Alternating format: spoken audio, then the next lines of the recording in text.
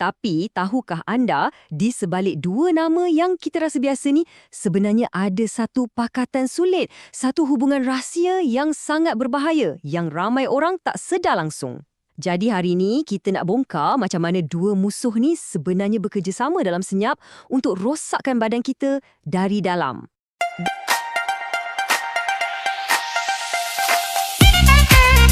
Diabetes, kolesterol, mesti anda dah biasa dengar nama-nama ni kan? Rasa macam dah kenal sangat dah. Tapi, tahukah anda, di sebalik dua nama yang kita rasa biasa ni, sebenarnya ada satu pakatan sulit, satu hubungan rahsia yang sangat berbahaya, yang ramai orang tak sedar langsung. Jadi hari ni, kita nak bongkar macam mana dua musuh ni sebenarnya bekerjasama dalam senyap untuk rosakkan badan kita dari dalam. Dan dengar sini, ini bukan amaran biasa-biasa. Sebabnya, untuk orang yang ada diabetes, masalah kolesterol tinggi, ni bukan lagi soal kalau jadi, tapi soal bila je. Ia satu kepastian, macam satu bom jangka yang dah pun mula berdetik. Jadi, persoalan utamanya macam mana gula dengan kolesterol ni boleh jadi geng pula, bersekongkol secara senyap untuk buat kerosakan yang begitu teruk. Ada kaitan ke gula dalam teh tarik yang kita minum pagi tadi dengan salur darah kita tersumbat 10 tahun akan datang? Jom kita siasat sama-sama. Okey, ini plan tindakan kita untuk perkongsian kali ini. Kita akan mulakan dengan ancaman yang tersembunyi. Lepas tu, kita akan fahamkan apa itu kerosakan berganda atau double damage. Seterusnya, kita akan pecahkan mekanismenya dalam 3 langkah mudah, tengok apa risiko sebenar yang menanti, dan yang terakhir, kita akan pisahkan mana satu mitos, mana satu fakta. Dah sedia? Jom! Baiklah, kita mulakan siasatan kita dekat lokasi jenayah. Tempat di mana dua dalang ni, gula dan kolesterol, bertemu dan mulakan rancangan jahat mereka. Dan ia berlaku dekat satu tempat yang sangat spesifik dalam badan kita, iaitu lapisan paling dalam salur darah kita. Nama dia endotelium. Dan siapa pencetus utamanya? Siapa yang mulakan semua ni? Gula. Paras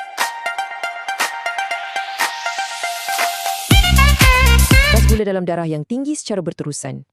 Dan ini kesilapan paling besar yang orang selalu buat. Mereka ingat ni dua masalah yang berasingan. Diabetes satu hal, kolesterol satu hal lain. Bukan. Sama sekali bukan. Ini bukan dua masalah yang kebetulan berlaku serentak. Sebaliknya, ia adalah satu tindak balas berantai yang sangat memusnahkan. Satu fenomena yang kita panggil kerosakan berganda. Formulanya nampak macam mudah, tapi kesannya, wow, sangat dahsyat. Gula ni bertindak macam pembuka cerita. Dialah yang mula-mula rosakkan dinding salur darah kita. Lepas tu, kolesterol datang sebagai penambah perisa. Dia burukkan lagi keadaan yang sedia ada dan gandakan kerosakan tu, terutamanya dekat jantung. Okey, jadi macam mana sebenarnya proses ni berlaku? Cuba kita bayangkan salur darah kita ni macam lebuh raya yang sibuk. Jom kita tengok macam mana lebuh raya yang asalnya elok dan licin ni boleh bertukar jadi satu perangkap maut dalam 3 langkah je. Mari kita pecahkan satu persatu. Langkah pertama, gula yang tinggi dalam darah tu, dia bertindak macam asid tau. Dia hakis permukaan jalan raya kita. Dinding salur darah yang sepatutnya licin tu jadi kasar, jadi radang, jadi melekit. Langkah kedua, kolesterol jahat atau LDL ni pula, dia macam kereta yang lalu lalang. Bila jalan dah rosak dan berlubang, apa jadi? Sangkut, melekat dekat situ macam dekat velcro dan dari situlah plak berbahaya mula terbentuk. Dan langkah ketiga, seolah-olah semua tu tak cukup teruk, pasukan pembersihan lebuh raya kita iaitu kolesterol baik HDL, dia mogok pula. Hilang entah ke mana. Dan inilah hasilnya. Tengok gambar belah kiri tu, arteri yang sihat. Cantik, licin, aliran darah pun lancar je. Sekarang tengok belah kanan. Inilah dia ribut yang sempurna yang kita cakap tadi. Dinding dah rosak sebab gula, kolesterol jahat datang menempel macam gam dan pasukan pembersih pula tak ada untuk tolong. Memang resepi lengkap untuk bencana. Okey, kita dah faham macam mana ia berlaku.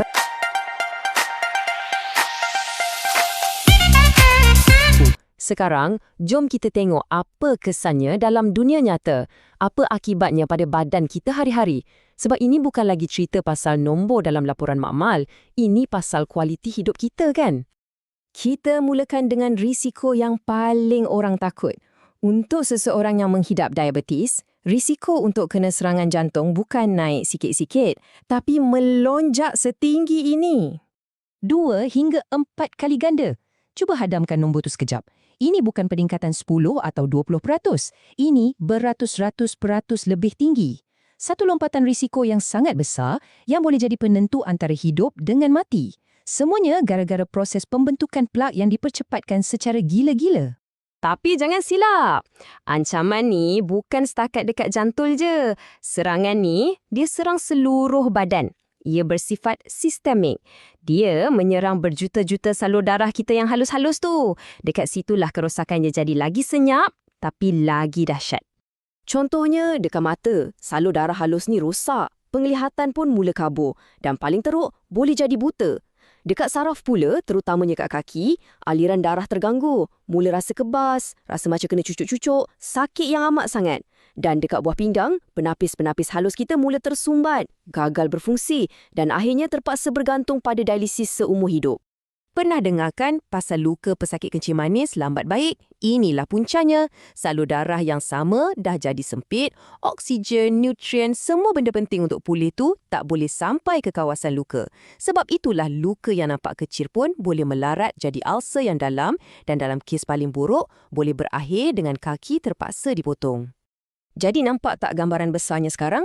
Semuanya bermula dengan gula yang rosakkan dinding arteri. Lepas tu dia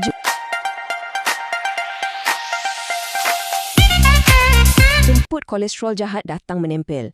Pada masa yang sama, kolesterol baik kita pula makin lemah. Hasilnya, risiko serangan jantung melambung tinggi. Dan pada masa yang sama, kerosakan senyap terus merebak ke mata, saraf dan buah pinggang kita. Baiklah, lepas kita dah faham semua proses yang agak menakutkan ni, apa pengajaran paling penting yang kita boleh ambil? Rumusannya senang je. Dah sampai masanya untuk kita buang satu mitos besar yang sangat berbahaya ni sekarang juga. Mitosnya, diabetes dan kolesterol tu dua benda yang berbeza, tak ada kaitan. Salah. Itu salah besar. Faktanya, gula yang tinggi itulah yang sediakan pentas untuk kolesterol buat onar. Dinding salur darah yang rosak tu yang buka pintu untuk kolesterol datang melekat. Akibatnya, kerosakan berganda yang menyerang serentak organ-organ paling penting dalam badan kita. Sebab itulah kan kalau kita jaga gula je tapi buat tak tahu pasal kolesterol, ya samalah macam kita tengah sibuk mop lantai yang banjir tapi bumbung rumah yang bocor tu kita biarkan je. Buat penat je kan? Tak selesaikan masalah dari puncanya. Kita kena baiki dua-dua sekali. Jadi inilah mesej paling utama untuk kita bawa balik hari ni. Pengurusan diabetes bukan lagi sekadar pasal kawal gula. Anda kena kawal gula dan kolesterol serentak. Itu satu-satunya cara untuk betul-betul lindungi masa depan kesihatan kita. Dan sebagai penutup, saya nak tinggalkan anda dengan satu soalan untuk difikirkan. Kita dah faham sekarang yang kerosakan ni semua bermula sebaik saja paras gula mula naik, bukan masa doktor dah sahkan kita sakit. Jadi, bila sebenarnya masa yang paling tepat untuk kita mula bertindak? Adakah kita nak tunggu sampai dapat surat diagnosis dulu? Ataupun kita patut mula bertindak dari saat pertama kita nampak paras gula kita tu baru nak merangkak naik sikit-sikit? Jawapannya ada pada diri kita sendiri. Fikir-fikirkanlah.